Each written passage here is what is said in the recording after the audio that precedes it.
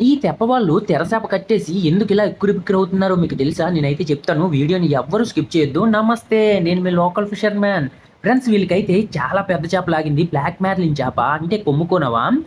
160 తాడుకు లాగడం వల్ల తెరచాప అయితే కట్టేశారు. తెరచాప ఉంటే తెప్ప అనేది చాలా స్పీడ్‌గా ముందుకెళ్ళిపోద్ది. చేప అనేది వెనక్కెళ్ళిపోవడం వల్ల తాడైతే అటుకిటికి మధ్యలో తెగిపోద్దని చెప్పి తెరచాప కట్టేశారు. చేపనైతే పారిస్తున్నారు.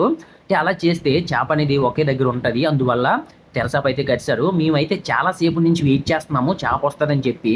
మా నాన్న అయితే ఎలా చూస్తారో చూడండి. పెద్ద పులి ఎదురు చూసినట్టు ఎలాగ ఎదురు చూస్తున్నాడో, అంటే పెద్ద పులి జింక గురించి ఎలా ఎదురు చూస్తదో అలా ఎదురు చూస్తున్నాడు ఫ్రెండ్స్ మా నాన్న అయితే. కానీ చేప రావట్లేదు. ఉదయం 2 గంటలు కనుక వెళ్ళాము వేటకి. అంటే 40 మైళ్ళకెళ్ళాము. అప్ అండ్ డౌను 80 మైళ్ళ దాకా వస్తాయి ఫ్రెండ్స్. 80 మైళ్ళు ఎన్ని కిలోమీటర్లో కామెంట్ చేయండి. ఒక్క చేప కూడా లాగలేదు మాకు. రిటర్న్ అయితే ఒడ్డుకొచ్చేస్తున్నాము. మా నాన్న అయితే చాలా బాధపడ్డాడు ఫ్రెండ్స్. ఓకే. బాయ్.